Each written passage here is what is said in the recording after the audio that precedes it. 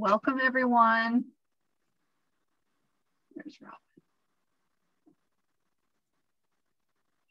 All right. It's good to see everybody. Welcome, welcome. All right. Give it about 30 more seconds as people continue to come in the Zoom room.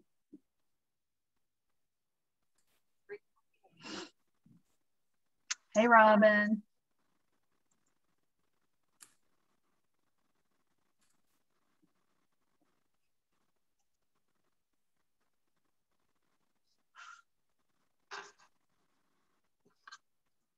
All right, so welcome everyone to the North Carolina Coalition Against Sexual Assault Training, Supporting Survivor Reentrants, Learning to Serve Those Returning Home. And we are thrilled to have such a great group of folks attending this training. My name is Courtney Dunkerton. My pronouns are she, her, hers, and I'm the anti-human trafficking specialist at CASA, and I will be facilitating this training today. So if you would, please adjust your Zoom names to reflect your name, if you're comfortable, and your agency. And I'm going to be sharing some information about CASA. And if you could, while I'm doing that, if you could put in the chat your organization that you represent, maybe your title or role, and then just what interested you about this training? What made you register for it? So you could drop that in the chat. That would be great. And I'm going to share some information about CASA. Slide. So we are, North Carolina Coalition Against Sexual Assault is an inclusive statewide alliance working together to end sexual violence through education, advocacy, and legislation. Slide. We are a statewide coalition, and we use a social justice framework. Therefore, our work is done from a strong intersectional social justice perspective.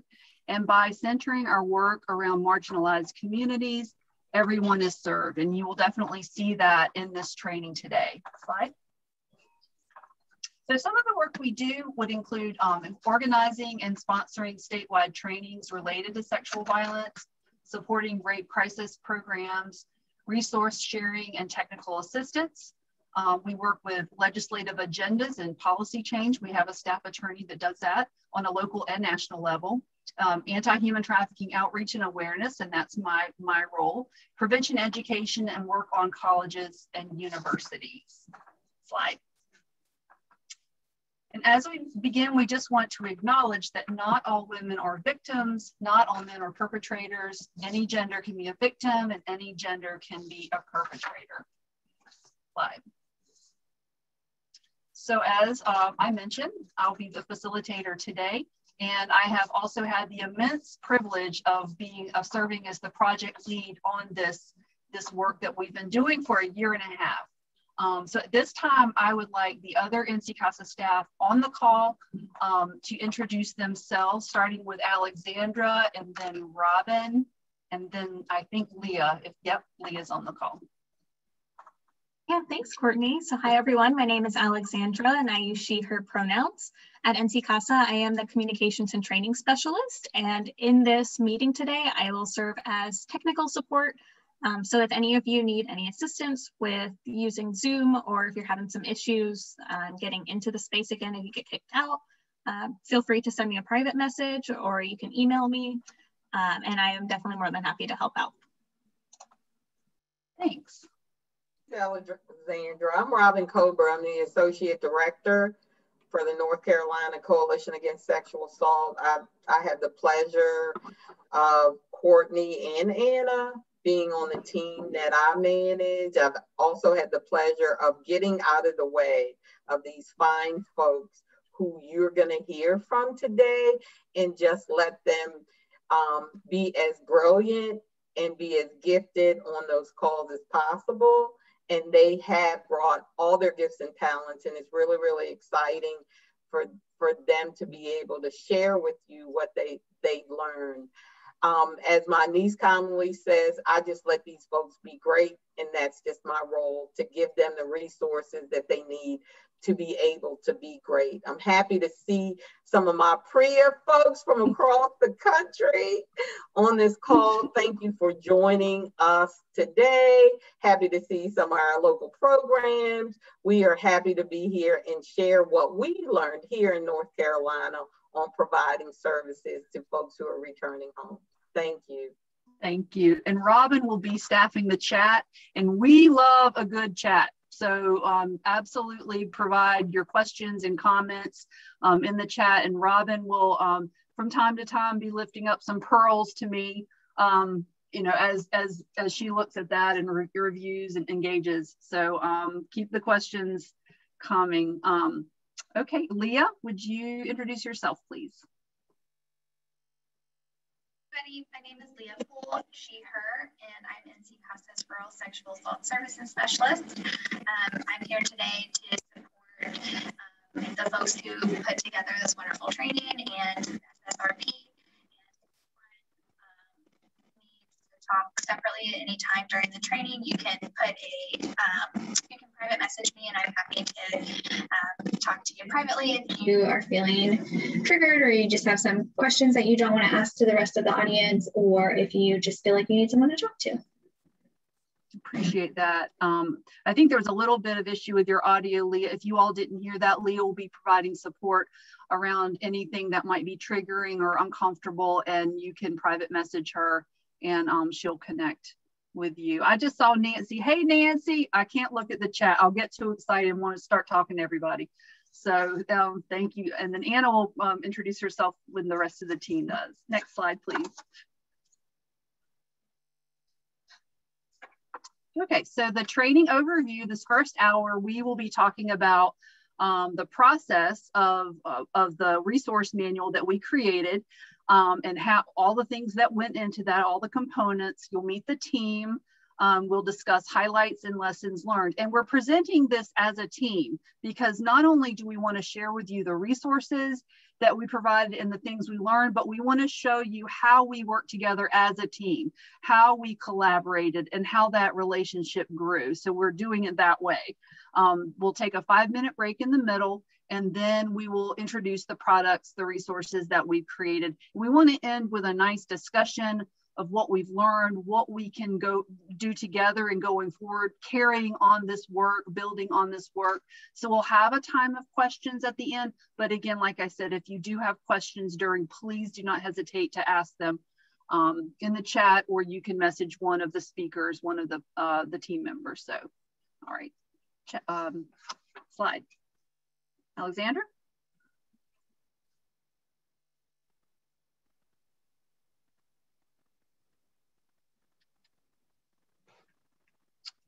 Okay, so we have a really quick poll for you all to do, just asking which best describes the work that you do. The closest.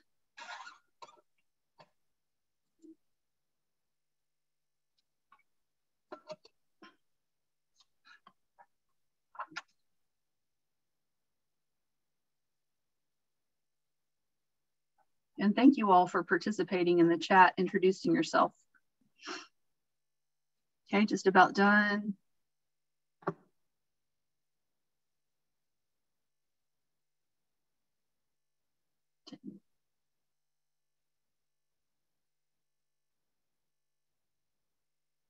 Okay. Thank you. So we have about mostly folks from a sexual violence, domestic violence program, some folks from the community-based. Good, we have a good bit from reentry programs. That's great. Thank you very much for participating in that. All right. Okay, so as we begin, we just wanted to acknowledge that there are survivors in the room, right? Statistics show us, we understand that when we have a group such as this, we are working among survivors, and we want to acknowledge that. We also want to acknowledge those with lived experience or proximate experience of the things that we're going to be discussing. So we just want to acknowledge that and lift that up. And also, like we said before, the content may generate some uncomfortable feelings or memories, and we want this to be a safe place for you to take care of yourself. So if you need to step away from the training, turn your camera off, whatever you need to do. Also, Leah is available to connect you with services or just speak with her about your concerns if you need someone to talk to. So appreciate that. Okay, slide. So the first part, as we mentioned, we'll be talking about process. Slide. The background to this, I don't like to call it a project, but it's really programming. The background, wanted to share a little bit about this. I came on board with NC CASA almost 2 years ago, and as an anti-human trafficking specialist, and also part of my work involved working with the Prison Rape Elimination Act as it pertains to juvenile justice facilities, and that was related to my work. Previously, I was working doing direct services, directing a program, a human trafficking services and advocacy program. I've done that for several years. And so when I came on board NC CASA, I participated in a couple of reentry events that was in Wake County, Greensboro, and Orange County. And Orange County Local Reentry Council sponsored a reentry simulation. And if you're familiar with these kinds of simulations, you go on as the person who is reentering. You're given a list of things you need to do. You're given a list of barriers you have, resources you have, and you go through this process, keeping time. And really the point is to stay out of jail, right? To keep from doing anything or missing anything that landed you in jail. And it was just emphasizing the challenges that folks returning home have. And it very much mirrored the experience of the survivors I worked with, particularly trafficked folks of all ages, except maybe the children, well, some of the children, but so many of them were just as involved in the same barriers and challenges. It was just very familiar to me. The other thing I thought about as I was going through this is how many folks who are returning home are survivors of sexual assault, and are they connecting with services and thinking probably not. The other thing that occurred to me was that these local reentry councils really functioned as multidisciplinary teams that solved problems, provided solutions in their own communities. And I was just so amazed at how well they worked, and thinking, wow, the folks in the anti-sexual violence world, human trafficking folks, we need to connect with each other. We need to be talking. So this resulted in NC CASA being awarded funding from the North Carolina Governor's Crime Commission to produce a resource that reentrants could have when they were released, that would provide them information on connecting to resources around sexual abuse. We also wanted that content to be informed by those with lived experience in the area. There's really great research or information resources from Boston Area Rape Crisis Center, just Detention International, around those things, but we wanted information from those with lived experience from the community. And we also wanted to bring together community partners that would work on this together. So that's where we started, right? So this is the team. Next slide. Gonna let the team introduce themselves in the order that they are on this slide. And this is our team who work together. So Anna, start off. And if you could introduce yourself, your agency, the role you had on this project, and the strengths and experience you brought. So. Sure, thanks, Courtney. Hi, everybody. My name is Anna Wallen. My pronouns are she, her. I work at NC CASA as the program evaluator. And so for this project, I helped develop the questionnaire and the focus group protocol. I conducted interviews and focus group data collection, and analyzed our findings and collaborated with the team on producing different documents. And so I have a background in sexual health education and evaluation, as well as having worked at a rape crisis center as an advocate in Chatham County several years ago. I'm happy to be here with you all.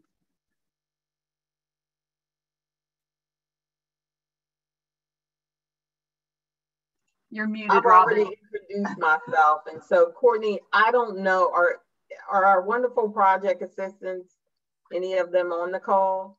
They are not. They're all in school, right? You want to talk about them?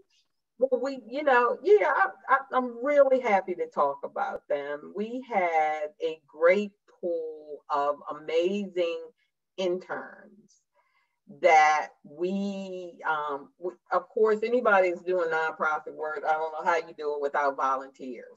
Can't do it without volunteers. And we are fortunate to be in an area, we have a lot of colleges and universities.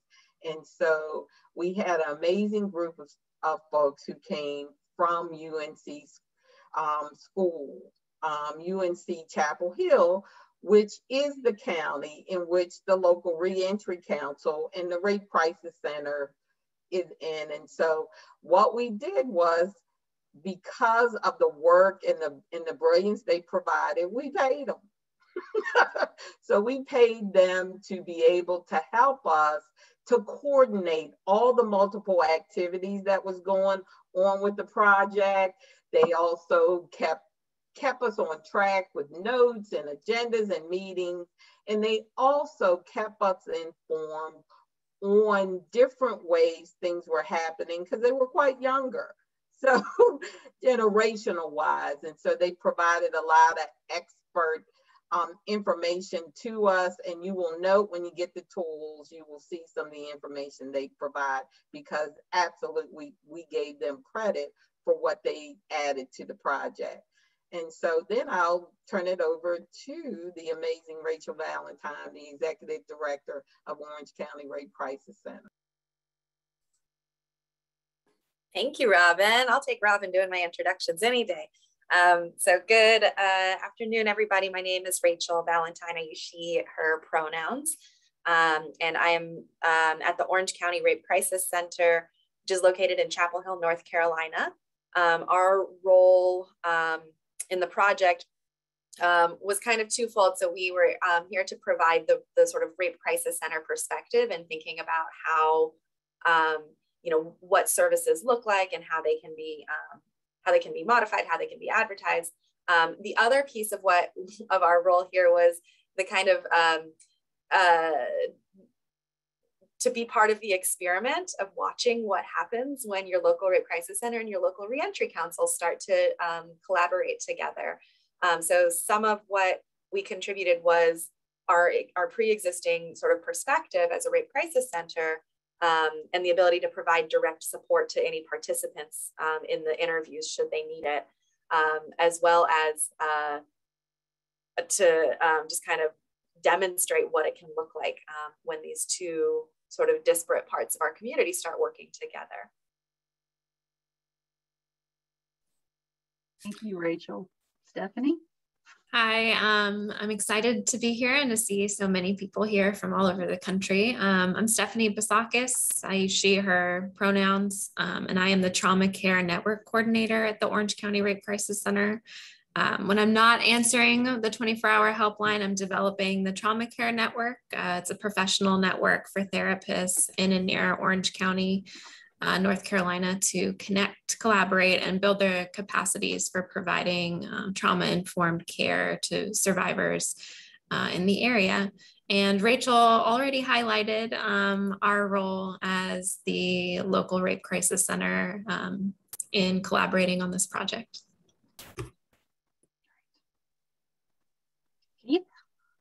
How you doing? I'm Keith Patterson with the local Reentry Council in Orange County. I work to coordinate services, to bring together a network of service providers to address reentry needs for justice-involved individuals. My part on the project initially, we were supposed to be the resource for participants to come in, and I think that kind of morphed into certain questions that we had around the topic kind of morphed into creating this wonderful blessed tool that we'll talk about today. And I'll pass it to Tiffany Bullock. Hey everybody, it's really great to be here and again to be presenting with our team. It's been a really great privilege to work with all these folks. I'm with the Orange County Local Reentry Council and I'm the case manager. My role as a case manager is to provide direct client service connections to all our community resources and really try to connect our folks with the needs that they have. Part of my role in this project was just what Keith said. We were, kind of tasked with the goal to get some of our clients and to have them share some of their experiences. But, as we'll talk about a little bit later, that cost is kind of high. So what we were able to do and what I was able to do was just kind of share some of my experience in the work and during intakes and what that really looks like and how we provide resources during these disclosures, really not having the background to do so.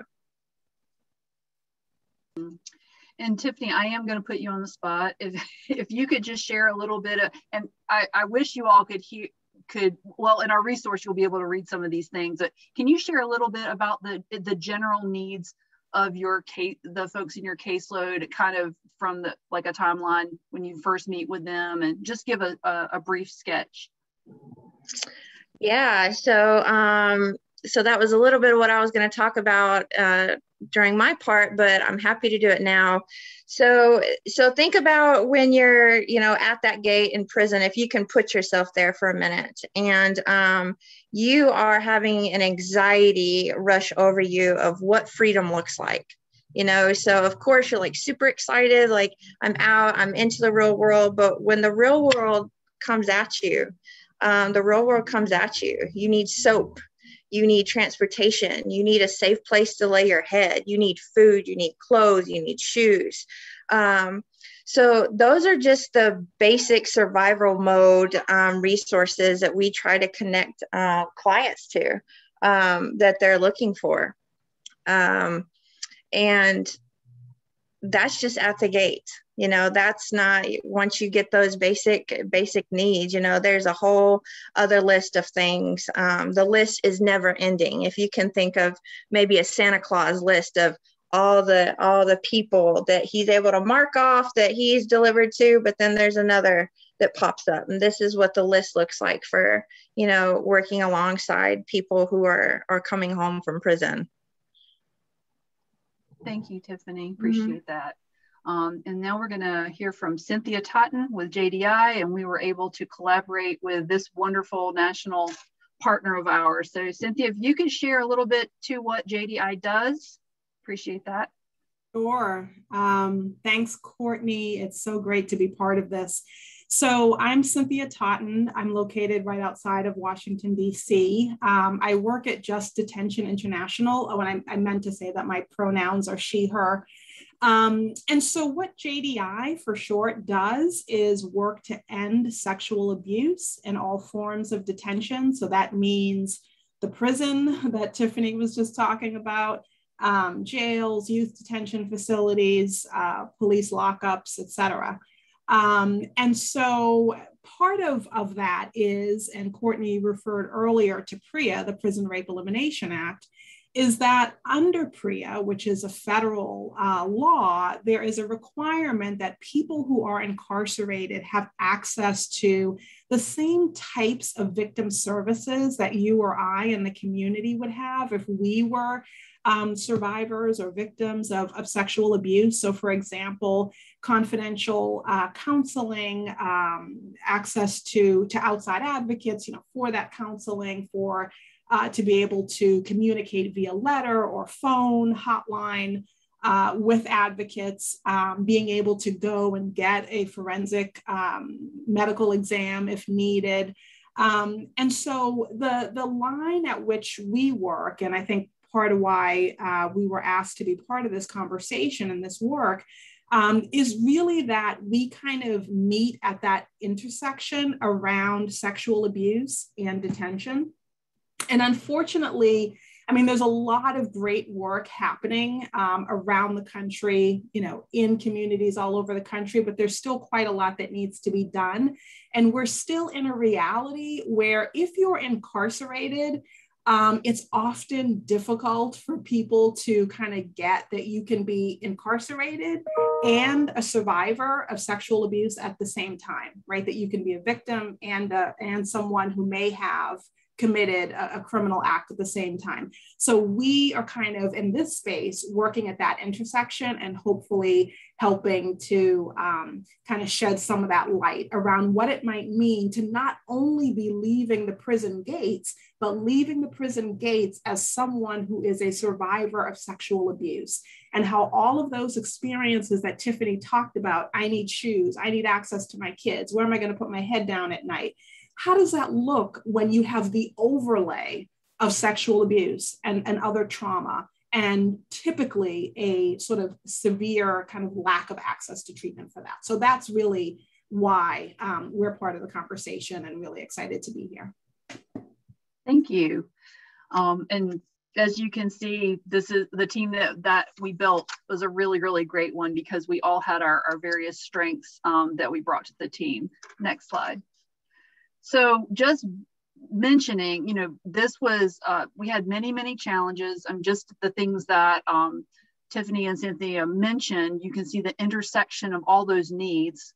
And we haven't even, named all of them, but there was a real sense of this is going to really be hard. How do you produce a resource that is going to make sense, that is going to connect survivors who are undergoing or experiencing all these things that we haven't even talked about, marginalized, racialized oppression and other societal things that make it even more difficult, and that rape crisis centers aren't naturally building services around the folks that we're talking about, right? So what do we do? And as everyone here, we had to reckon with COVID. That made things very, very difficult, especially as we were depending on these interviews.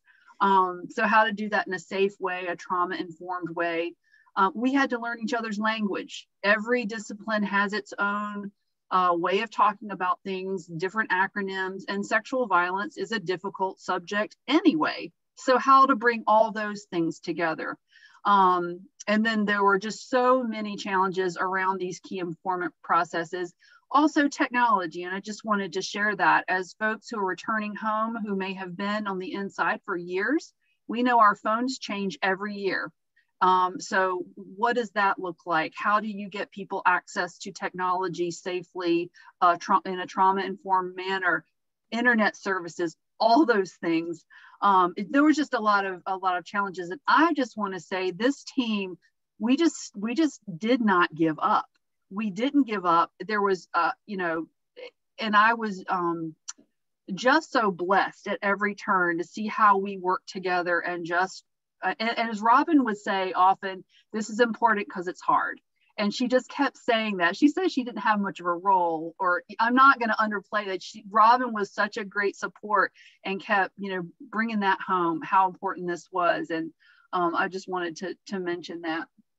So we're going to talk about, next slide, some of those the challenges and how we dealt with them in highlights and lessons learned. So the three things that emerged were creating trauma-informed and safe processes for conducting these interviews during COVID. And then backing up, Keith sort of alluded to it earlier, we needed to achieve a shared language around sexual violence. We could not just plunge in with the way we normally talk about things. We needed to, and what was the best language to use that would reach the intended audience. And then we, and Tiffany mentioned this, considering the cost of disclosure. So the team is going to discuss each one of these, and I will do my best to facilitate. And the first one we're going to discuss is how to create a trauma-informed process by which to recruit and interview reentrant survivors and service providers. So I wanted to let Stephanie begin that discussion, and the rest can just jump in as things occur to you all. So Stephanie. Great. Thanks, Courtney. So first, I want to acknowledge that much of the initial research and preparation on this particular subject was completed by one of the project assistants, Montia Daniels. So I just wanted to give her a shout out, even though she's not here.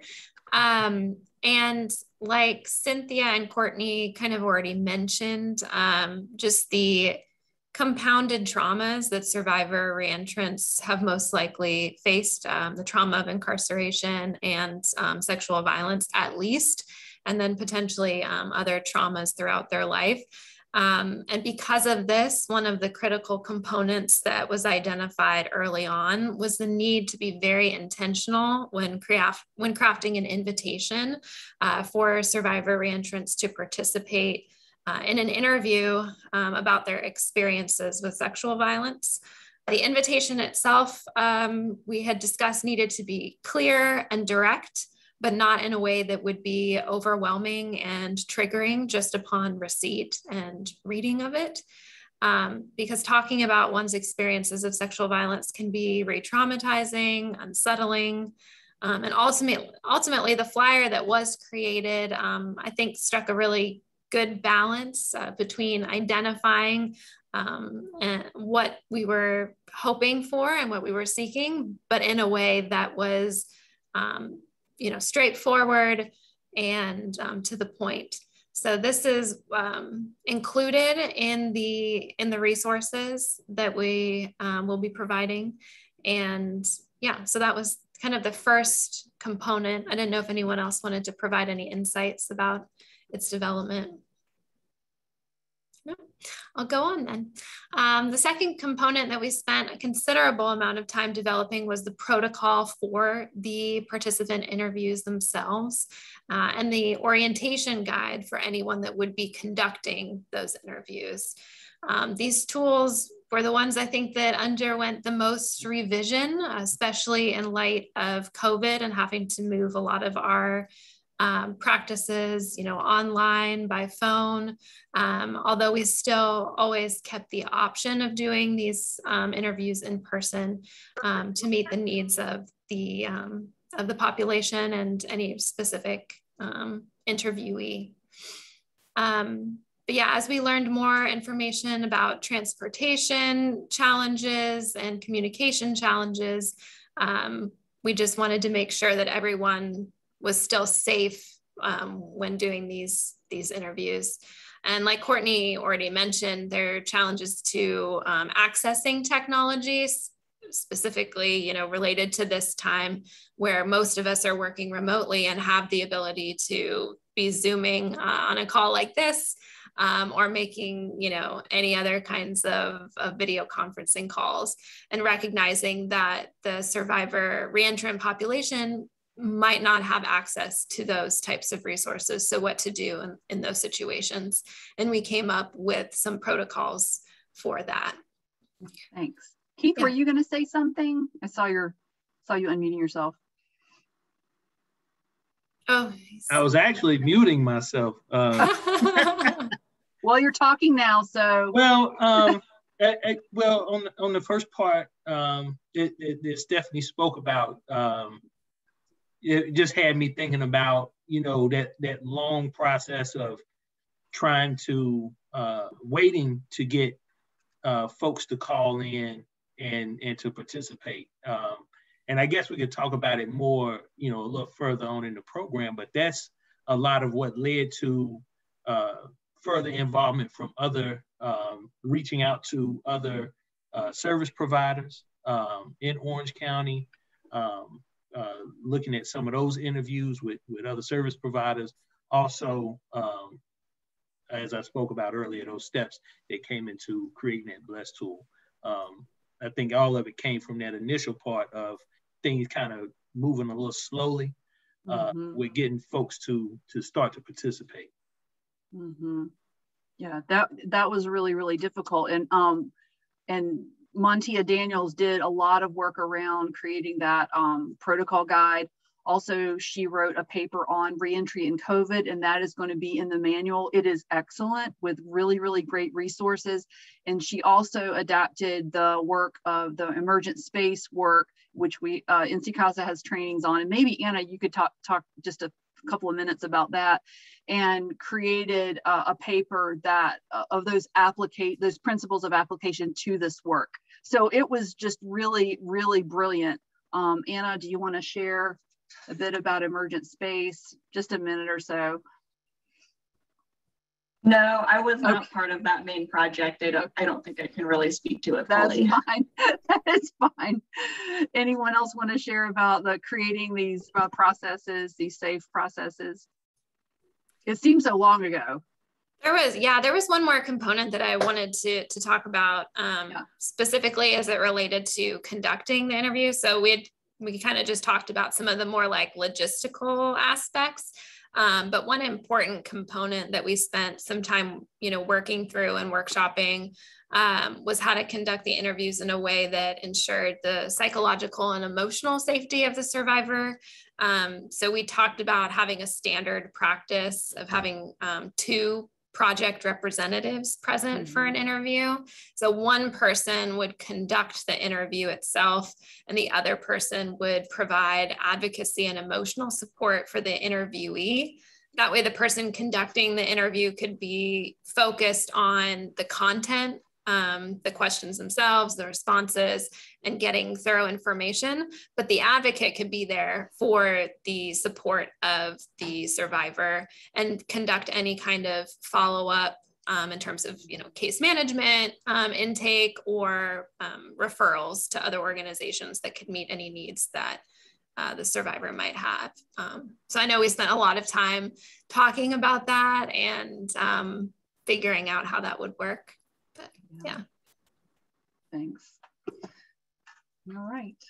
We can move on to the next lessons learned. Backing up, achieving a shared language around sexual violence. And this is, we were on a meeting yesterday, just to kind of touch base before today, and this came up again. We continue to talk about it. So how to discuss sexual violence, how to discuss sexual abuse. Well, I'll let the team talk about it because y'all are the ones. So Keith, you want to begin, and you and Rachel can share, and then the rest of the team can jump in. So. All right, I think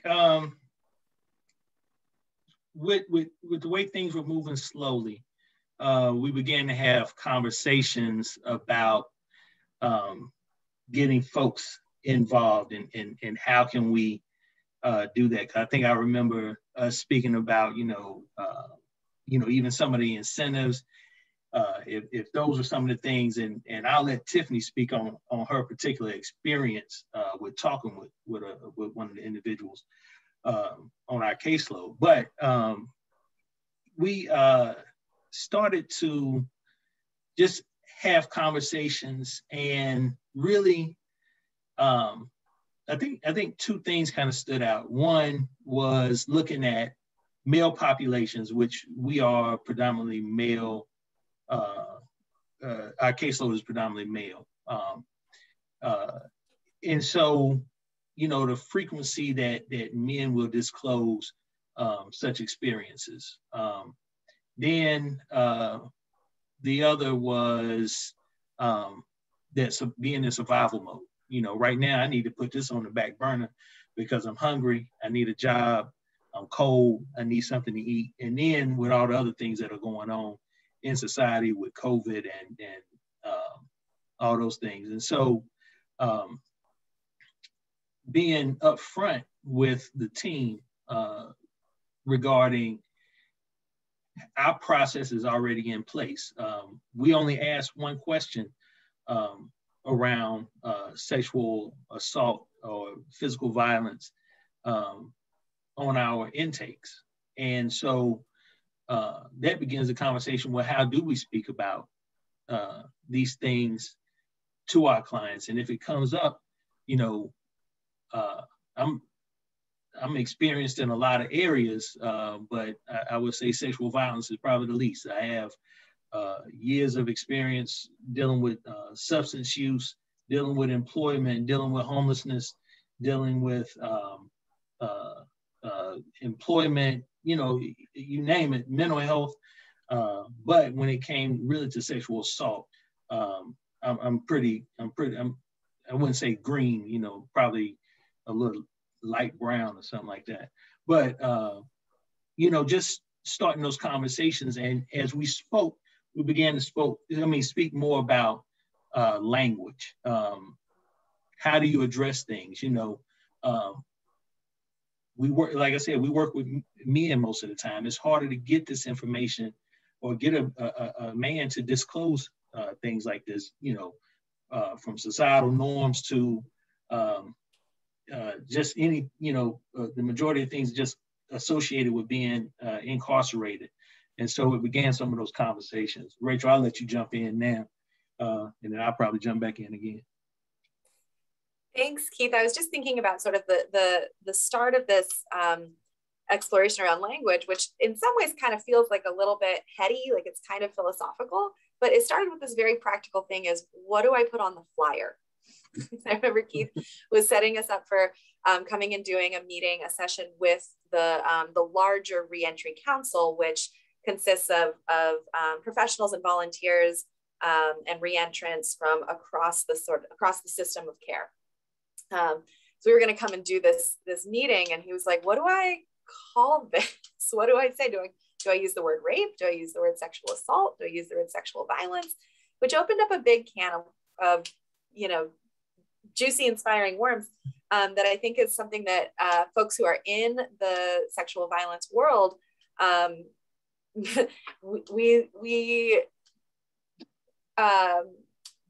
we have this conversation a lot.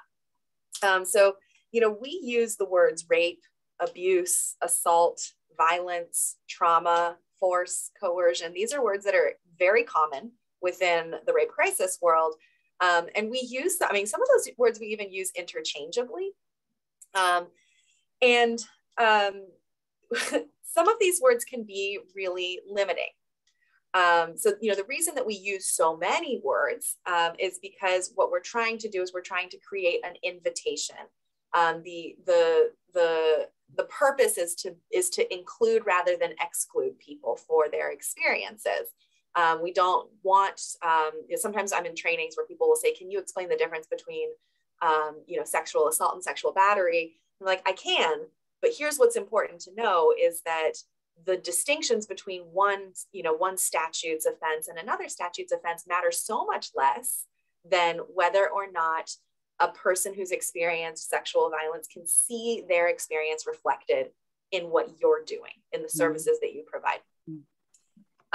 So we're trying to use all of these words so that we can create this invitation that includes people's experiences, doesn't make them feel like they have to go, you know, they have to check off certain boxes to be eligible, or that there's some kind of threshold for them to receive services. But some of the words can be really limiting. For example, the word assault. When I hear the word assault, I think of a singular incident. And it kind of brings up this idea that, you know, somebody's life is just kind of going along, and then one bad thing happens, and that the goal is to try to bring them back down to this sort of level. And that's not the case for most survivors. And many survivors of sexual violence experience lots of different types of traumas, and may experience a pattern of abuse that's not limited to a single assault. Another word that can be really limiting and can sometimes shut doors down, especially for, I think this is especially true for male survivors, is the word force. Because of all of the ways that masculinity is defined around the ability to, you know, use your body for force and strength.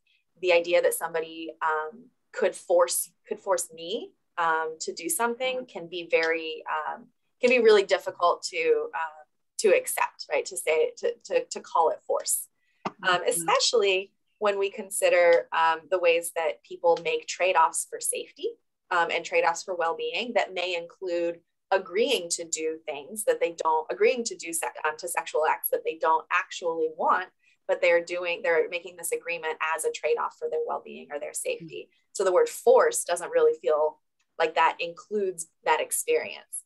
Mm-hmm. So some of the big takeaways that we came to, we didn't come to real conclusions about like a style guide for specific language we're going to use. We kind of landed on the decision that like we're going to try to use a variety of language, and we're going to be really explicit in the tools that we're using here to say this is why, and that the most important thing, more important than you know, which specific word you might choose to open the conversation, the most important thing around language is to, the most important practice around language is to reflect and mirror the language of the person that you're speaking with. Because the word that you use might not land at all with them, and they might have a completely different word or completely different set of language to describe their experience. And what's important is that that's the language that we continue using for the rest of this conversation, and don't, you know, stick to the legal jargon. So yeah, it kind of came down to like, what is our goal? Our goal is to create an invitation that includes as many different people's experiences as possible, regardless of what language they are using to describe it. And then, yeah, and another thing that we highlighted in a conversation yesterday that I feel really grateful in when we are collaborating across fields or across sectors, when it's, you know, Rape Crisis Center and a Reentry Council, we have different jargon, we have different sets of language that we use, and we have, you know, sometimes there's things that we're like, no, this is the word, right? So I know in the rape crisis world, we are really adamant about the use of the word survivor. And that doesn't always land for everybody. And it also doesn't make sense for some people why you would use the word survivor over victim. But when we're doing this collaboration across sectors, what I've been really grateful for has been the grace to make space for learning. We were talking yesterday about all of the language that's part of the reentry world that we're having to learn and having to navigate. You know, do we use the word reentrant versus those returning home versus returning citizens versus justice involved versus formerly incarcerated? And Tiffany and Keith gave us a great, you know, lesson yesterday on, you know, just make sure you don't use this list of words that you definitely don't use. But that grace for learning and releasing the rigidity that we can sometimes have around our jargon has been, I think it is really important, not just for the way that we collaborate, but also for the way that we create invitations to survivors that say, this is a place where, you know, you can get services here, we can serve you. Thanks. Yeah. So I wanted to mention in the chat, and then I'll go to Keith, and then maybe Robin had something to share. Working with justice involved folks, I hate to use victim offender language.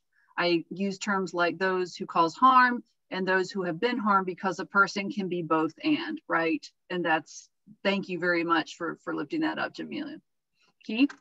Well, I think the biggest thing is, and my biggest takeaway from this whole experience is remembering the human aspect of it. And really so we have a general way of talking about things or looking at things, but at the end of the day, we're dealing with individuals, and each individual case has its own complexities, right? And so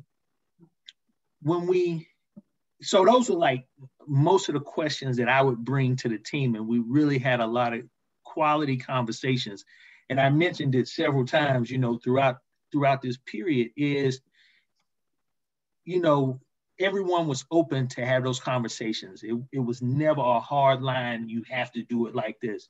One of the things that Rachel just alluded to was when I first started doing reentry work, the term ex-offender was the popular term, right? It went from calling people ex-cons to ex-offender is the proper term. That was 10 years ago. But now that has transformed even more to bring more humanity to those we're working with. And I think, you know, I think that's the biggest thing that came out of this was how do we project that humanity from ourselves and acknowledging that humanity that's sitting across from us. Yeah. I love that. Robin, did you want to say something?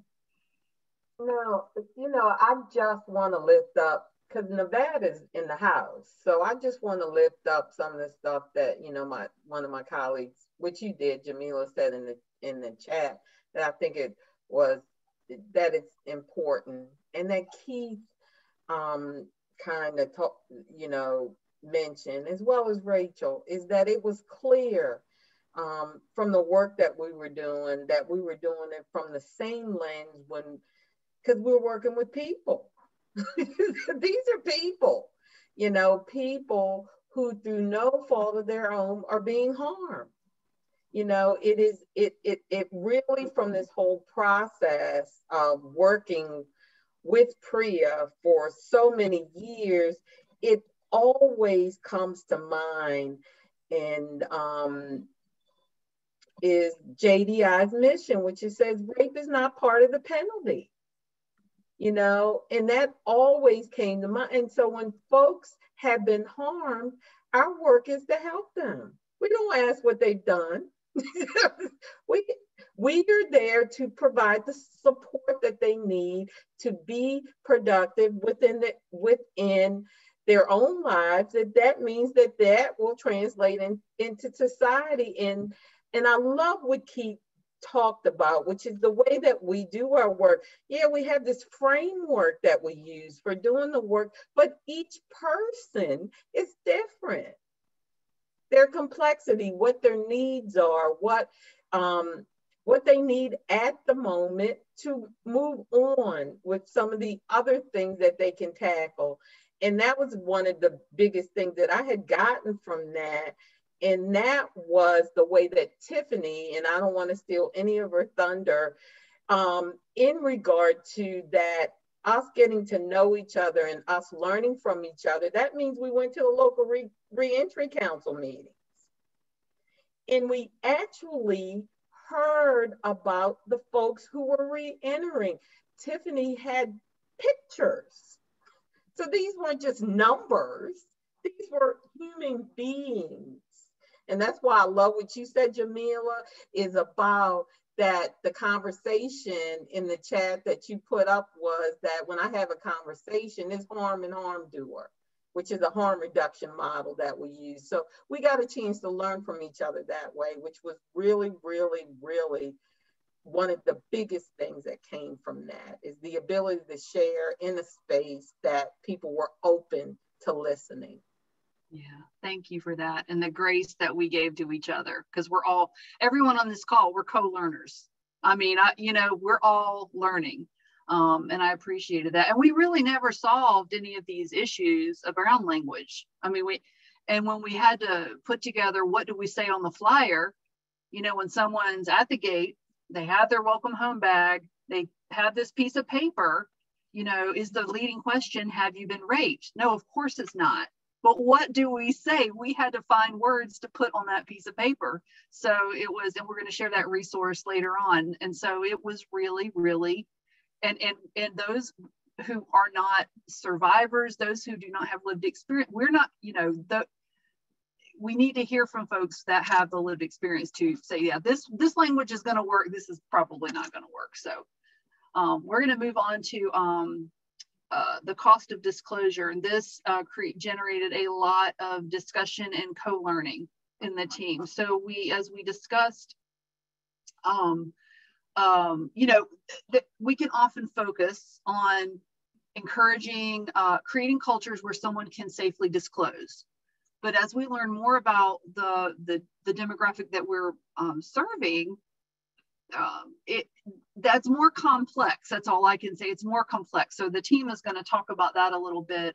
Tiffany, will you start us off? Yes, I'd be happy to. So I want to take just a slow, intentional moment for everyone to really look at those three words: cost of disclosure. And when you think about cost, you often put a monetary value on that word, okay? So I want us to hold close those three words, cost of disclosure, and I'm gonna pluck us up and put us in a time and space at the gate. $40, often less and rarely more. $40 gate check upon release. The person releasing from incarceration now has the impossible task to budget the cost of a bus ticket, to budget the cost of shoes, of clothes, of housing, of food. $40, often less, rarely more. The person being released approaches the gate. He's calculating the cost of freedom, the anxiety of freedom. The person being released is calculating the movement of time and how it went from slow to light years. The person being released is calculating the cost of disclosure. What is this cost of disclosure? What is disclosure when we're working with people coming home from prison? The first thing that comes to mind is fear. Fear of being labeled demeaning names. I mean, just go back into your stock card list of names that you've probably heard throughout your life, and then add 15 more. The fear of not being believed. The fear of punishment. Remember that $40 gate check? Remember those resources that this person needs? And what if I disclose to someone else, but I need all of these things? Are they going to punish me for disclosing and I not get what I need? Inside, if I disclose, am I going to be believed and then move to isolation? Another form of punishment. If I disclose when I come out and I'm believed, how are people going to look at me?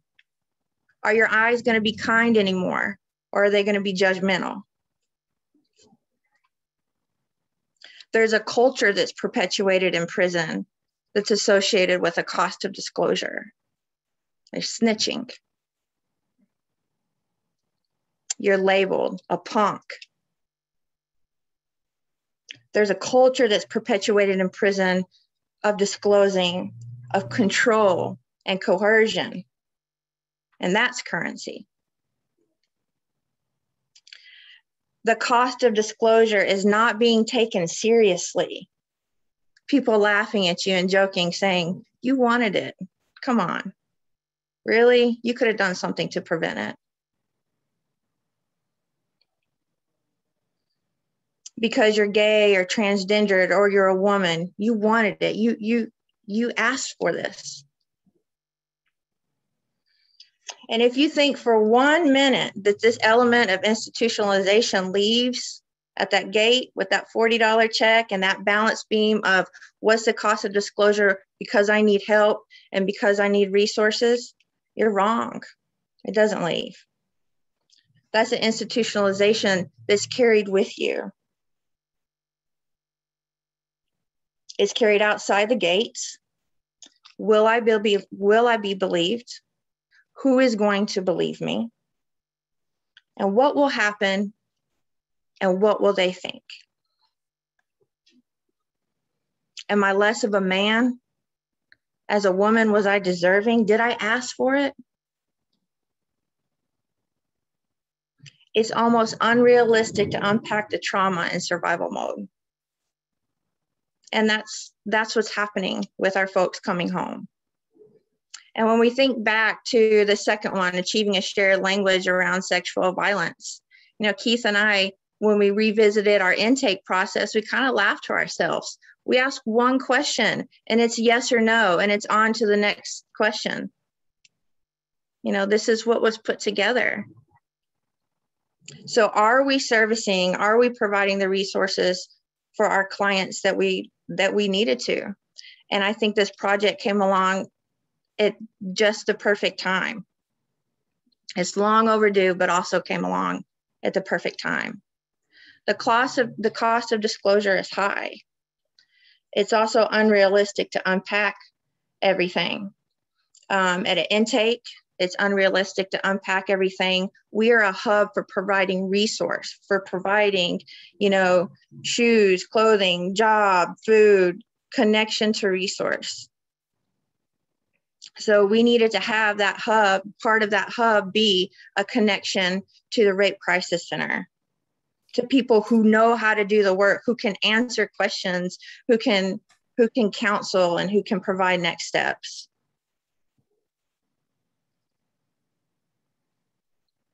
Thanks, Tiffany. Mm-hmm. Thank you. Anyone else?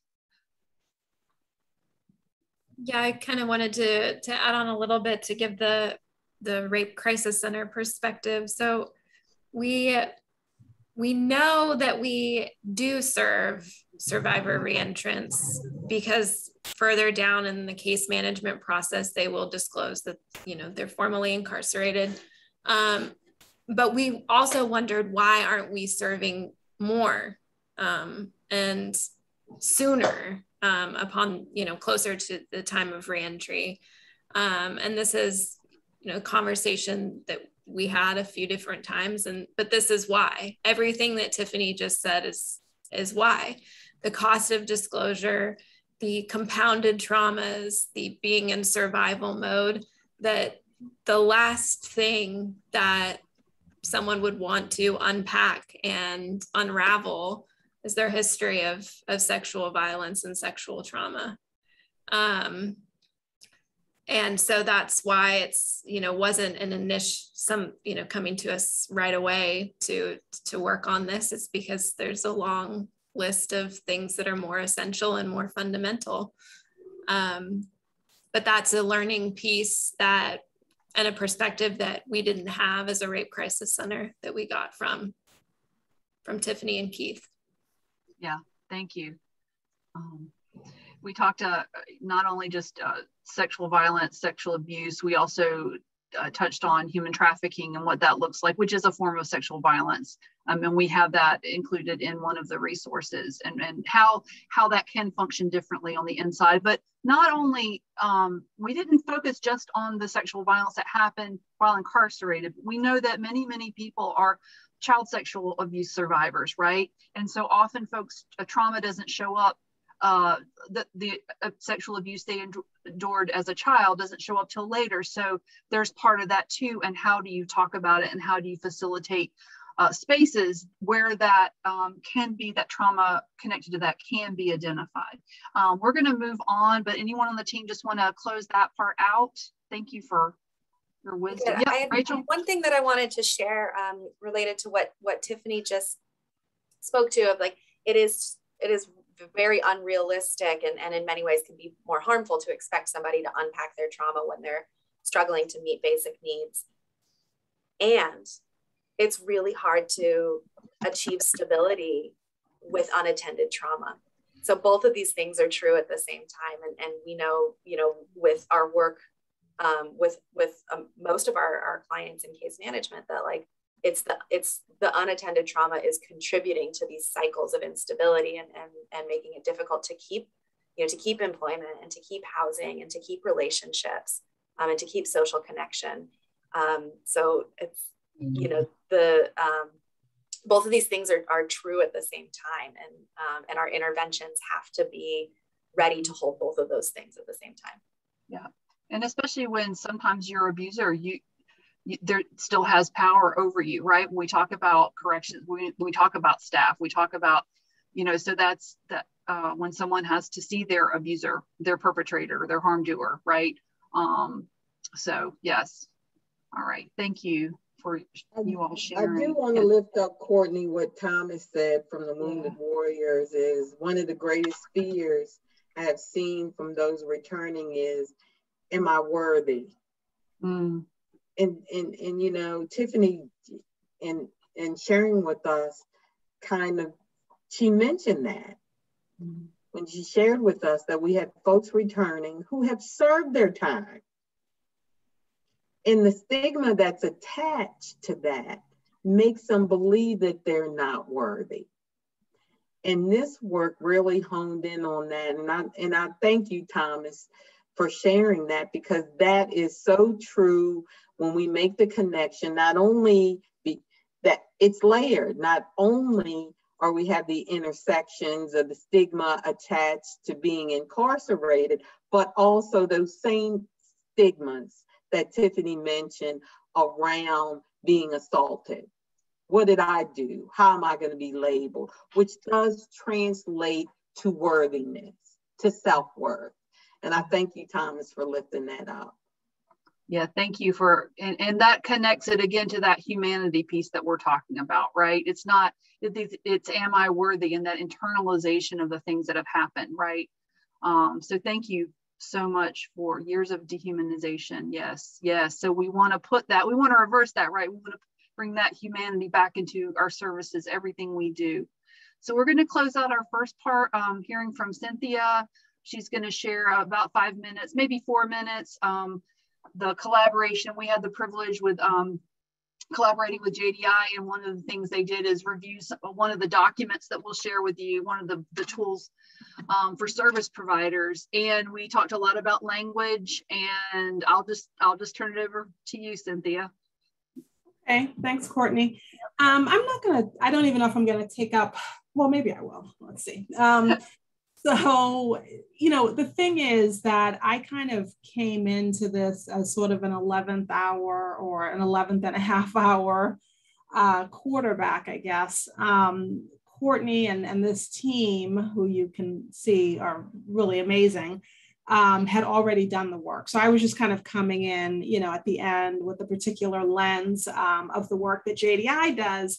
And so definitely a lot of the things that I think I was sort of concerned about, or, you know, talked to Courtney about, were the types of things that have been discussed already. So certainly language is a big one.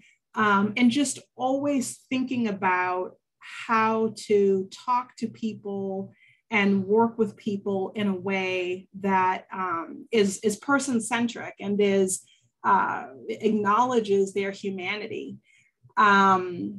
You know, and there's been some discussion of that already, right? So leaning away from terms like inmate, terms that sort of boil a person down to the idea of some wrong that they may have done, or the state of being incarcerated, in a way that ignores all of the other realities around who they are as a human being and everything that goes on in this country that lands certain people in the situation of being incarcerated and not others. So let's use that person first language, you know, and that sort of cuts across, right? So we often talk about juvenile detention. Let's talk about youth detention. Those are children, those are youth who are in those detention settings. Let's talk about the people in custody, the person in custody, the incarcerated person. There was some discussion about the particular vulnerability of transgender folks behind bars. And that's another area where language is so key. Just, you know, basic terminology of referring to someone as a transgender woman or a transgender man, and understanding a little bit about the particular risks that this population tends to face. We are still operating in a system in which almost all of the time, a transgender woman is going to be housed in a facility for men, and is going to be housed according to genitalia, as opposed to according to her identity, the way that, you know, she lives her life, what feels safest for her. Those things kind of fall to the bottom. And there's a lot of great work going on to change that reality, but just to know that. And similarly, a lot of transgender men are in women's facilities because of safety concerns, because of, you know, again, this kind of oversimplified and not very, you know, healthy way that we've been doing this. So I wanted to just lift that up. And then I also wanted to lift up just the story, the words of a particular formerly incarcerated person who we work with at JDI, because I think that it really will help to sort of bring out, you know, some of what we're talking about and emphasizing. So the idea that, you know, sexual violence, as we know from you know, the work that we're all involved in, oftentimes, you know, as Rachel was lifting up, it's not a one-time incident. It's not something that happened, you know, when I was a child, you know, and then never happened again. It's not that sort of isolated, you know, thing, right? For many people, and for many people in the system, and for people who are women, whether cis women or trans women, oftentimes those experiences of sexual violence cut across, you know, the lifespan. And so oftentimes when you think about working with formerly incarcerated folks, you may not just be talking about the sexual abuse that they experienced, right? You may be talking about what they're experiencing right now, what's happening with their parole officer, their probation officer, the house that they're going back into, the neighborhood that they live in. You know, Courtney talked about trafficking. You know, there are lots of trafficking-like dynamics that go on inside detention. And we know that people who have been trafficked are at a greater likelihood of becoming incarcerated, that you have lots of people who, like, the reality of criminalization and sexual abuse are not two different things. Oftentimes, the person who has been sexually abused is criminalized and put in prison, right? Trafficking victims are criminalized and put in prison. So we need to be aware of that. And when that detention, that time in detention is over, there's every, you know, likelihood that they will be trafficked again. And we've seen cases of that where people who are incarcerated, there are staff who are actively involved in recruiting, sometimes other prisoners who are actively involved in recruiting folks such that they will be, you know, trafficked again and forced into sexually abusive situations when they get out. So let's you know, kind of keep those backdrops in mind. And then if I can just very quickly share this story that I found, that I'm having a little difficulty finding it. So basically the story is one of a woman who is a member of, a cisgender woman who's a member of JDI's Survivor Council. And she shared in Medium, I believe earlier this year, her experience of, you know, being released and then kind of what happened to her after that, right? So a lot of it is things that we've touched on already. She had been in prison for many years, came out very sort of out of touch with technological changes, all of the things that are going on around us that we all take for granted. So she shares in this article that she wrote for Medium, and her name is Johanna Mills. I was navigating the world as well as I could, yet I wasn't prepared for the dangers that exist online. If I had been, I might have avoided the terrible situation I soon found myself in. After spending 3 months in transitional housing, I found online what seemed like a great opportunity to rent a room. When I went to see it, the man who posted the ad told me the pictures displayed on the wall were of his family and that the toys scattered on the floor belonged to his kids. There was no reason for me to think I had to be vigilant about online ads. I figured that this was how most people got housing. It was only after I moved in that I realized the pictures were part of a ruse. He was a sexual predator. The week I lived there was scary. He walked around the house naked. I was terrified, less of what he might do to me than what I might do to him if he tried to attack me. If I defended myself, I would risk violating my parole, which would mean going back to prison. I explained the situation to my parole officer and he helped me move. So I'll put the whole article into the chat so you can read the whole thing. But I just, you know, Johanna shared that story so courageously. She had been raped by a staff person when she was in prison. She does her time, comes out, is trying to go through this process of reentry with all of these realities that everybody talks about or has been talking about today. And then look what happened to her. And so then, you know, trauma on top of trauma, right? And so sort of think about that in the context of some of the work that you all do. So I'll stop there, but thanks. Thanks, Cynthia. Well, this is a really good time to take a break. We'll take a 5-minute break. Do some breathing, walk around, just ground yourself, and we'll share. The time is a little bit different. We'll start at 3:19. Yeah. All right. Thanks.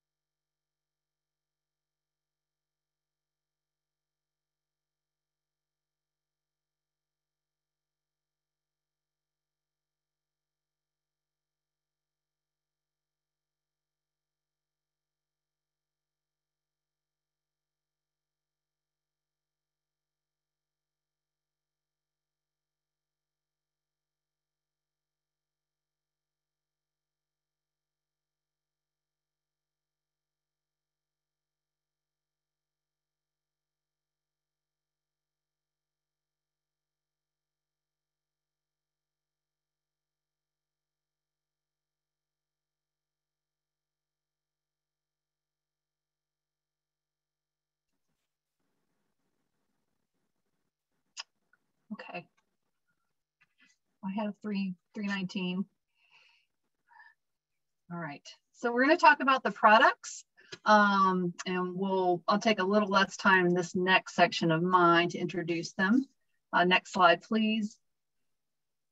So I want to tell you that everything we have referred to today, everything we've talked about, is captured in this larger manual.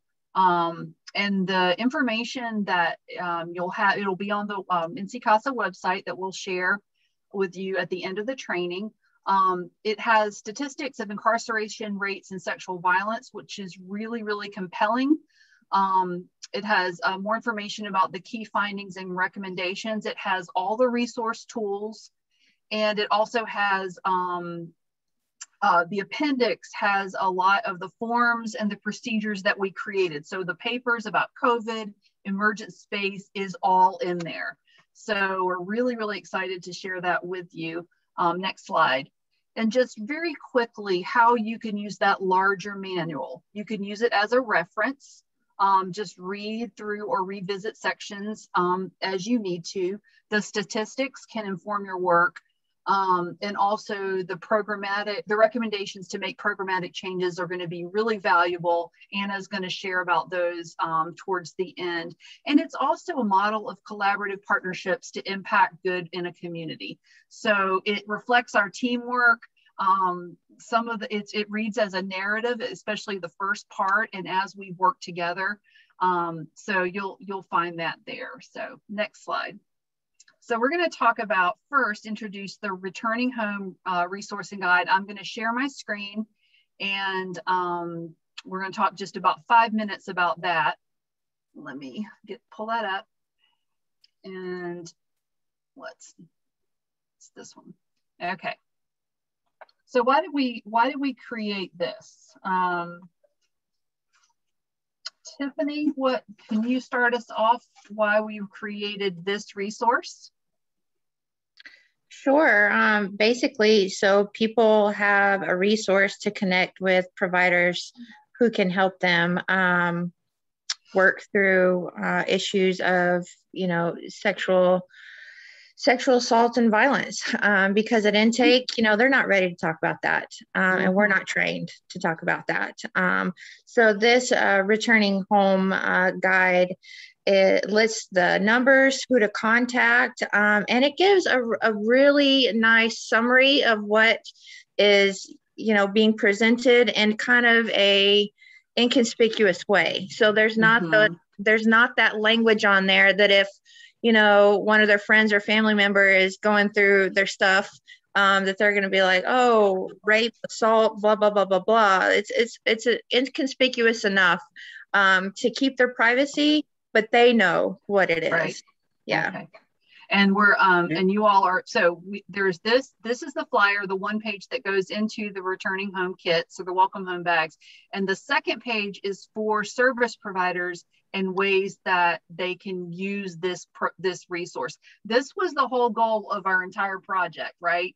But as we'll see, we needed to create some other things. So we worked a lot to decide on this one text in the blue box. Keith, you want to say anything about that?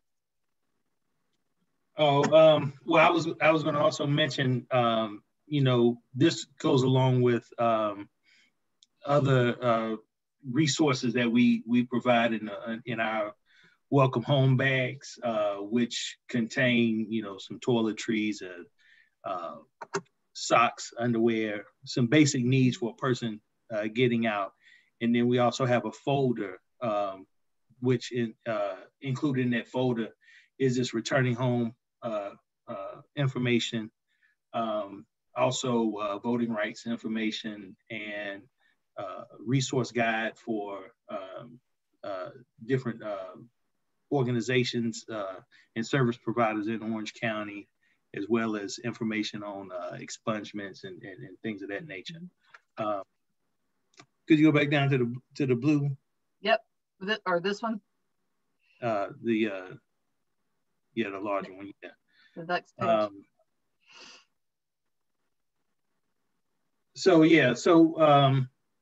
So, you know, this is just an added piece to go along with, you know, the other resources that we try to link people to. And this way they don't necessarily have to disclose to us. They can take it upon themselves to reach out for assistance in any way that they need. Great. And this is in the manual that you all can use, print out. And you all are using this already, from what I hear, right? Putting it in the bags. Yeah, we put together several about 2 weeks ago. So yeah, they're ready. They're ready to go. Awesome. All right. Thank you. Any questions about this from in the chat? Any questions you all may have? If not, we can go to the next one. I'm going to close. Okay. All right. This is the other resource that we created. This was the one we were not intending to create, but we needed it. So I'll let Keith begin, and then Stephanie can follow up and kind of run through this.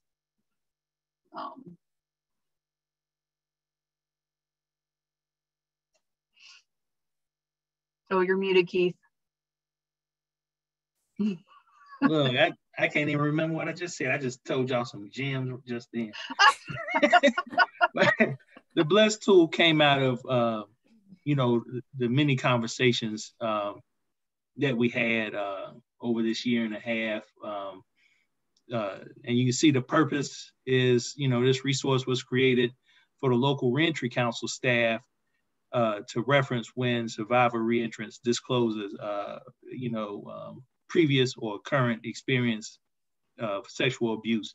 And really, you know, this is can be used for any service provider. We have some other reentry folks, you know, on this call that deal with folks. And as Tiffany said, we're not necessarily the most versed folks when it comes to sexual violence. So, you know, being able to have this tool is a blessing.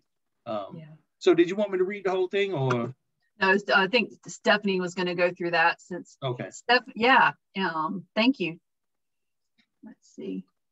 Yeah. So like Keith mentioned, and Courtney discussed, like this tool was not the one, we weren't intending to create this, but because of the discussions that we had, we realized that you know, those who work at local reentry councils and any service providers or case managers or even loved ones of survivor reentrants could benefit from some guidance around how to respond to disclosures of sexual violence, abuse before, during, or after incarceration. So we came up with this tool. It's meant to strike a balance between being informative and then providing some instruction, but not to be overwhelming. So it was a bit difficult to, you know, figure out how much information we wanted to pack into these. I don't even know how long it ended up being, 8 pages in total, with the last page being a reference. It was 13. 13, okay, well. Yeah, sorry. But the font size is such that it's very readable. Right. And that's something that we wanted to make sure of as well. So the first bit is providing a lot of statistics and information about the reentrant population. Also describes sexual violence, which is the broadest, I think, most expansive term that we're using, and gives examples for what's included in sexual violence. So that's what Courtney's scrolling through now. And also, like we mentioned before, the intersection between human trafficking and incarceration, and how, and like Cynthia mentioned pretty extensively, how the trauma of incarceration can also model and have elements of human trafficking.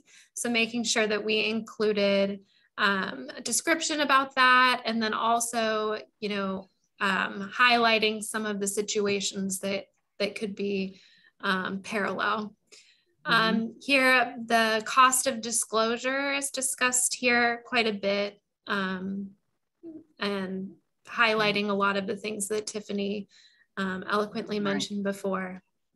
Yeah. I'm trying not to make everybody dizzy. I'm sorry. I know. Tell me to scroll when I need.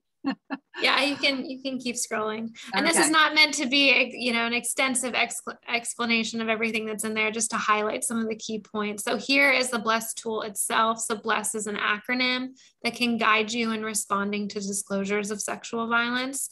So be, believe, and then after, in each section, you can see that blue box there. We have suggested language to get you started. But of course, like we've talked about, each situation is unique and specific. So make sure that while that language is a good starting point, it's not, you know, doesn't necessarily reflect the person that you have in front of you. So making sure that you're modeling your language always on the language that the person in front of you is using.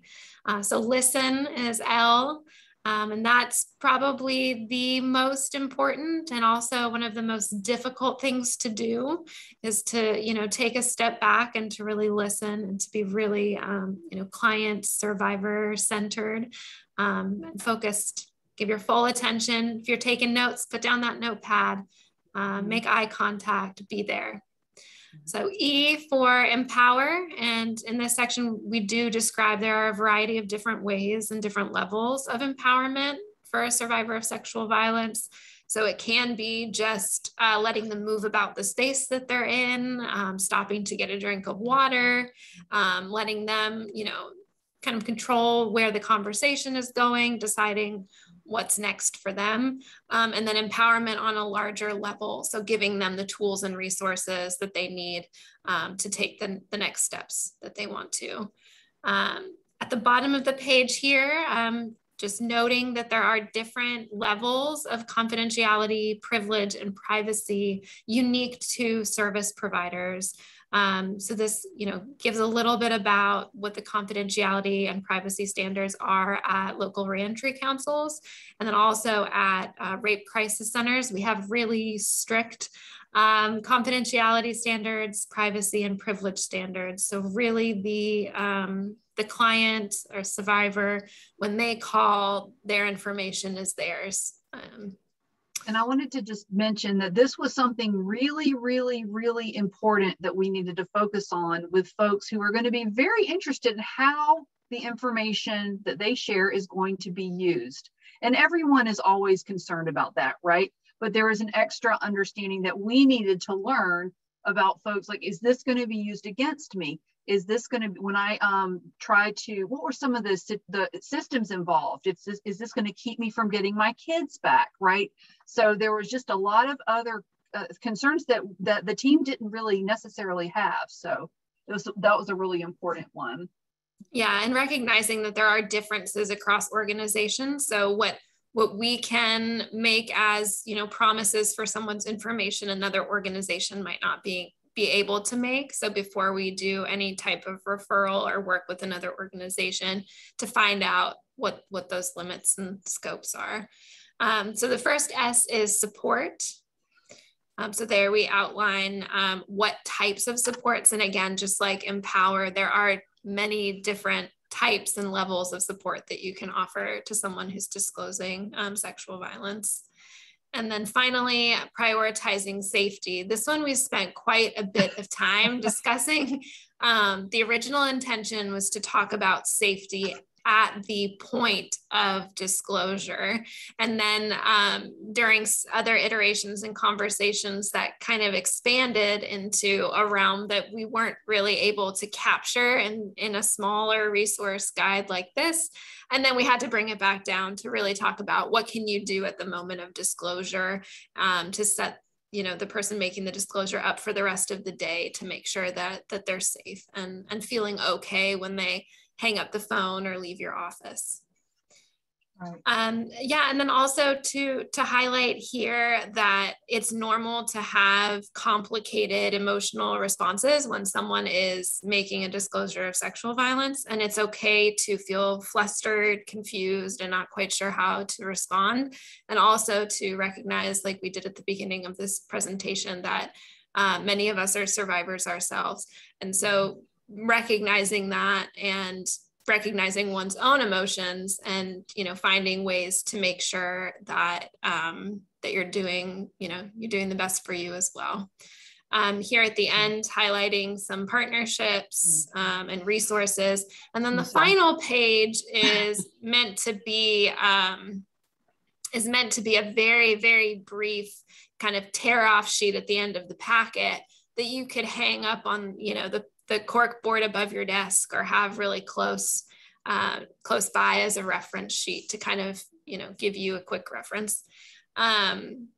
Yeah, and then here is a reminder that your local rape crisis center, including us at OCRCC, are resources not just for what we call primary survivors of sexual violence, that is the person who experienced sexual violence themselves, but loved ones, friends, family members, and any service provider working with a survivor of sexual violence, what we call secondary survivors. So if you know, aren't maybe a survivor yourself, but you know, heard a disclosure of sexual violence and you're not quite sure if how you responded was correct, or, you know, it's made you feel uncomfortable or frustrated or afraid, we are also a resource for you. So please reach out to us or your local rape crisis center.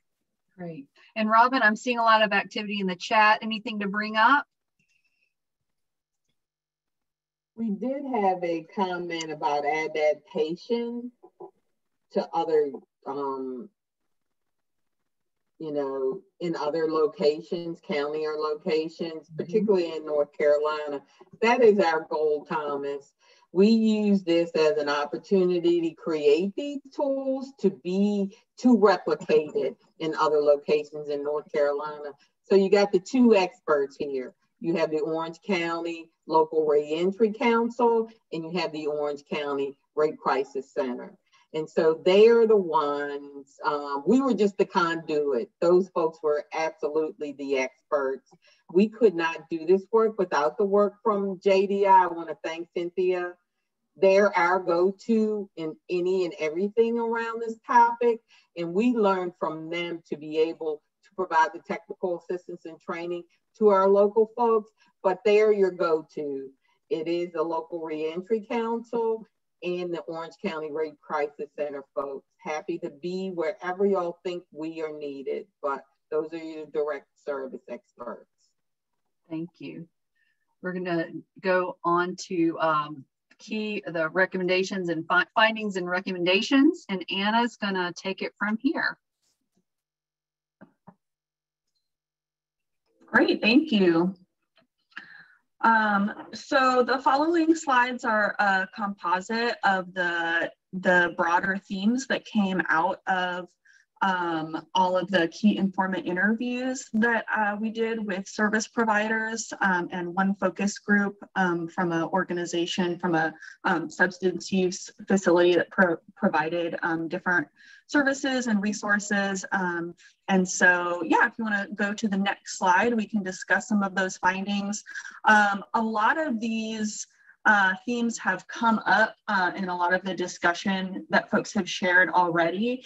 And so just for your context, we interviewed service providers in Orange County who work with reentrants, or folks who work with people who have experienced sexual violence or substance use, or who are seeking housing.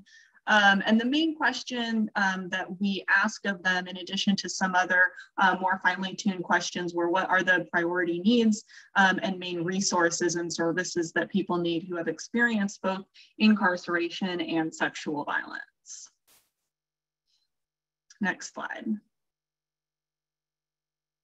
Okay, so in the main toolkit, you will have a visualization of several of these kind of infographic maps of these themes that came up.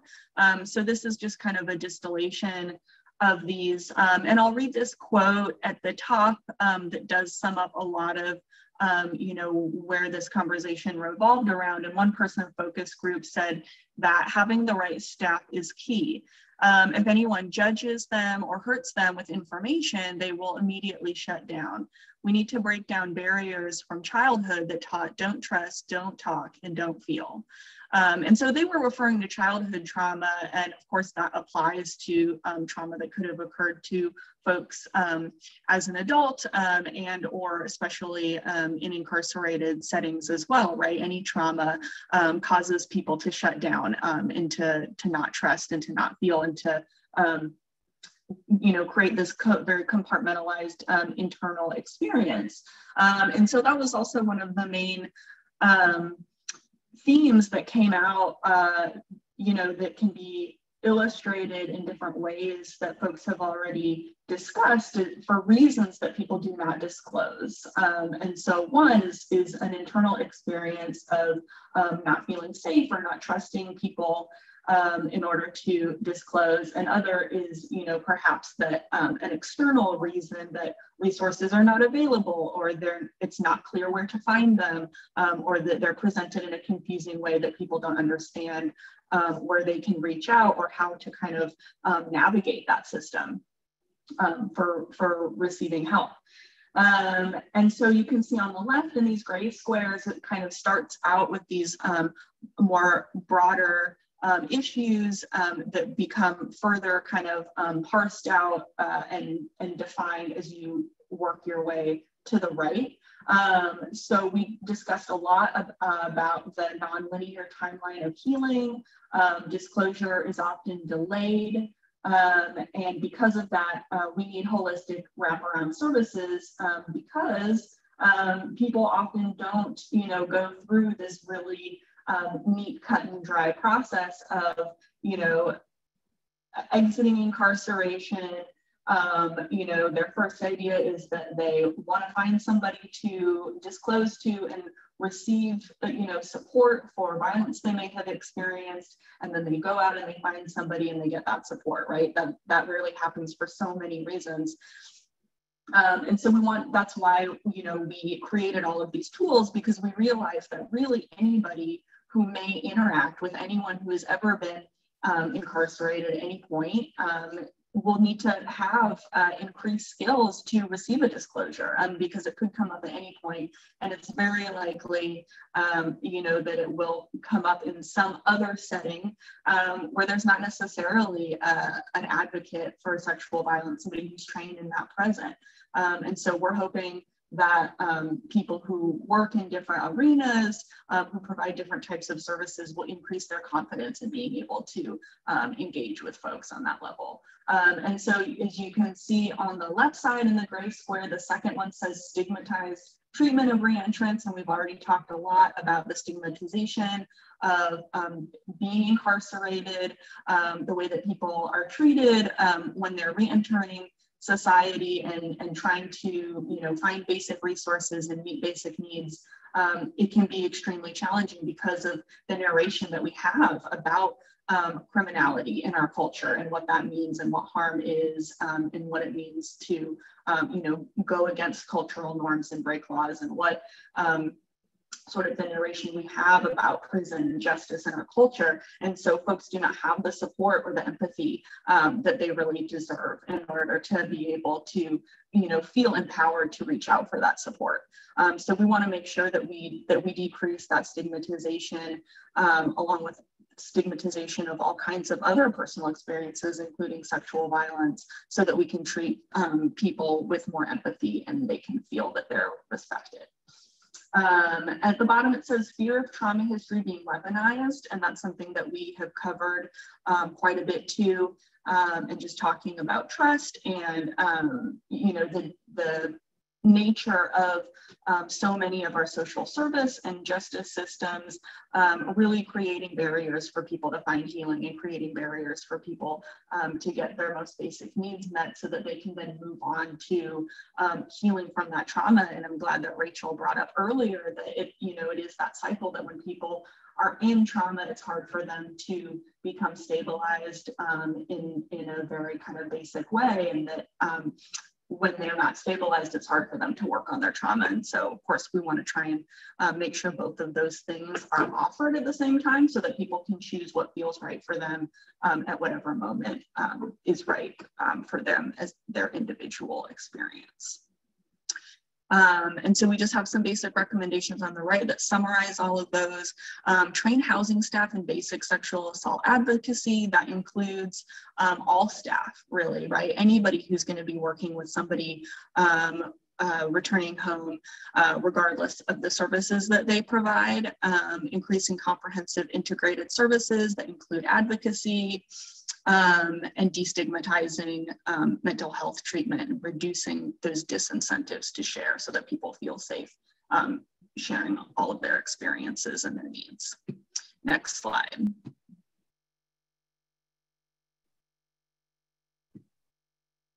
Okay, and so I want to talk a little bit more about these two. So some of these findings are more systems-wide or things that could be implemented on agency level, and some of them speak more to ways that we can just improve relationships, right? And so one thing that we identified was that there's potential for, and there already is, a really high impact of peer relationships on folks who have experienced incarceration, and being able to connect with people who have that shared experience is so powerful. And I know that we have people here on this call who are already doing that work and developing peer advocacy systems. And you know, we would love to see more of that, especially developing programming even inside of prisons where inmates are leading and developing empowerment programs, training programs, ways that they are supporting each other inside and outside. And that's really powerful, you know, so much more so than having, you know, external professionals coming in and, you know, offering what we think is best. And so I'm also really glad that Cynthia brought up the issue of, you know, gender affirming and knowledgeable services for LGBTQAI+ survivors, and that intersection of incarceration and LGBTQ identity is so unique, and folks experience really exceptional in types of vulnerability and harm in incarcerated settings when they have trans identities or other queer identities. And so that really needs to have a light shown on that as well. And there are a lot of groups doing amazing work advocating for queer and trans people who are incarcerated. And so we also recommend that people are trained by some of those professionals and those groups who are focusing specifically on advocating for those populations as well. And then that also comes out into just addressing gender norms in general. And that goes back to, you know, what Keith was talking about for men find it really hard to disclose that. And there is a very gendered experience to seeking help for sexual violence. And the sexual violence movement in general has been so focused on using, you know, women-centered and female-centered and focused on cis women who are being portrayed as victims or people experiencing harm. And really so many people of different identities experience harm. And so we need to make sure that we're holding that up as well so that everybody sees themselves represented and sees themselves as worthy of seeking out help. So if you're interested in more of these, all of this is contained in the toolkit as well, and there's an extended version of this evaluation. So you can skip to the next slide, and I think I'm not going to go into discussing this because it's contained in the rest of the other slides we discussed, but I do want to bring up one more that's offered in the societal and systems. Offering programming that is more framed on a community level as community gathering and community support for people to build connections and build relationships that doesn't use targeted language like survivor or trauma or help, because as we've already discussed, that can really turn people away who don't see themselves as having had that experience, even though they can still benefit tremendously from being in community with others. Fantastic. So I'm going to go to the next slide. And does anyone have any questions around what Anna presented just now? This is a lot. We realize there's a lot of big abstract ideas that can feel overwhelming, and 1,000 smaller grassroots changes that can feel overwhelming. So, but I wanted to ask if any of you all have questions. We also have 2 poll questions we wanted to get your response. And as we do those polls, also take a look at these, and we would be prepared to share. So we want to end our time just hearing from you all. So if you can let us know how you intend to use these resources, just select all that apply, and I'm going to share the resources in the chat, the link to it.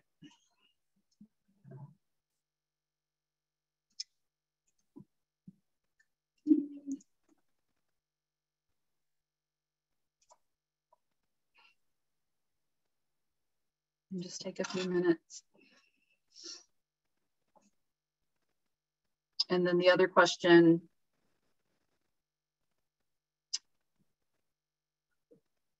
which resources are most relevant to your current work? We'll take another half a minute for you all to respond.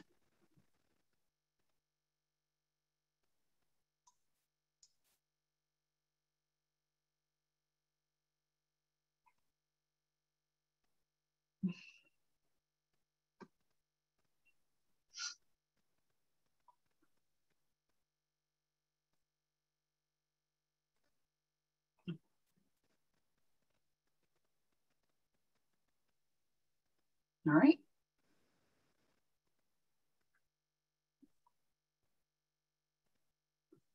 Okay. All right, I'll end the poll. And then, okay, great.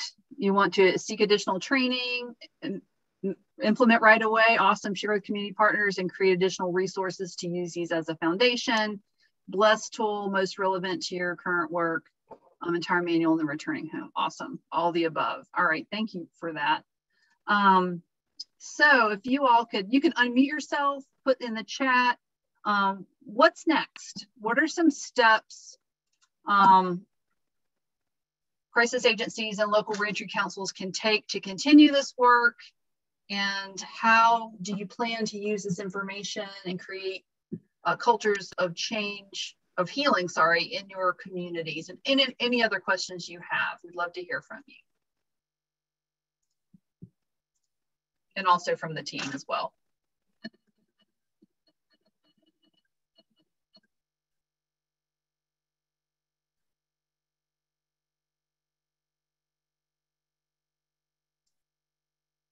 I know one thing that we're, our agency is now looking at is, it came out of the findings that Anna shared with us today, the importance of peer support. And that's actually something we had, one of our staffers did some literature review around peer support, just based on our experiences with the local reentry council and seeing how many of the services and programs that they're doing are based on a peer support model. Many rape crisis centers like ours have a peer support program as well, our support group program. So we're looking at ways that we can apply the learning from this project to creating effective peer support opportunities for survivor reentrants. Thank you. In the chat, Andrea, I'm not sure the pronunciation. I'm sharing these resources with our staff at the Rape and Domestic Violence Information Center in Morganton, West Virginia. Diamond is working on a PREA-specific program for volunteers, student interns. Using the resources and educating ourselves will help create materials that they can use to support our clients. Awesome. Thank you, Thomas. Appreciate your kind words. Robin, did you want to share? Yeah, I did want to share a couple of things, and that is one of the things I think is really important, where JDI comes in so many ways. So I noticed that folks had, a lot of folks wanted additional training. It would be helpful for us, you know, to let us know. I think there's a training evaluation. I don't know if there's an opportunity to share that via the evaluation or not. Is there, Alexandra, if you would let us know what types of training in regard to this tool, that would be helpful. But I'll encourage you to go to the experts, which is JDI, right? And so the thing that I think is very, very important, if you have not heard that, there has been a resounding theme, and that was learning from one another based on your expertise. It is critically important that you learn who you're going to be serving. And you will find that in the tool is that it was important that we understood the population that we would be serving. And in all the complexities involved in that service. Because if we don't understand that, then we can't serve folks. The other piece that I think is important that we didn't talk about that had a great impact on what we were doing in addition to COVID is an understanding when we talk about who we're serving is who is incarcerated, and that's Black and brown men. So you have to be educated on what that means because our rape crisis centers don't serve those folks. The majority of our centers do not serve Black and brown men. And those are the folks who are incarcerated. So I encourage you to get educated on what that service looks like for them to have not only experienced the trauma of incarcerated or sexual assault, but walking around every day the trauma of being Black and brown in America, particularly men. And I want to give kudos to Keith because he came to the table so transparent about who he is as an individual as well as a professional. He did not compartmentalize the work versus him as an individual. And I want to thank him for all that he brought to the table in order for us to have these discussions and how excited he was to even come to the table to have these discussions. So thank not only him, Tiffany, Stephanie, Rachel, Cynthia, and Courtney, you and Anna, who led the charge on this. I thank you for all the work that you've done, and we are here to provide the support that anybody wants to tackle on working with folks who are returning home. Thank you. Thank you for that, Robin. That's a good place to end. I'm very, very grateful for being on this project and all the things that, I mean, it may be that you all are really thinking the wheels are turning because it's a lot. I mean, we could have talked more about racialized oppression. It's in the resource. If you look at those statistics, if you look at who's being incarcerated and who are those who are at risk for experiencing sexual violence, it tells a story, right? We could talk a long time about this. It tells a story and it tells us where our work needs to center. And so I can kind of bring us back to where we started. I love that value of centering our work around marginalized communities. When we do that, everyone is served. So it's our guide, right? And so we see that was centered in this project. And as COVID hit, when bad things happen, who suffers the most? Those who are already marginalized. And we just kept seeing that happening. And you who work in direct services, that's what you were telling us, right? And so it was just easy to say, this is just too hard. But again, I'm gonna say, Robin said, because it's hard, it's important. This is where we need to drill down on, right? So I commend my team for hanging in there and seeing this through. And it's just been such a blessing, an honor to be co-learners with you all and everyone here on the call. So we thank you, and thank you for the work that you do in the community. And we thank you for spending your valuable time with us, and you all be safe and take good care. So, and is there anything else, Alexandra, that you have to close this out? Or are we good? I'm going to stay on if any of the folks the team wants to stay on. Yeah, so after this training, you all will receive a link in your email to our evaluation form. And we ask that you fill this out. It really helps us shape what our trainings look like in the future. And it's just really great feedback for us.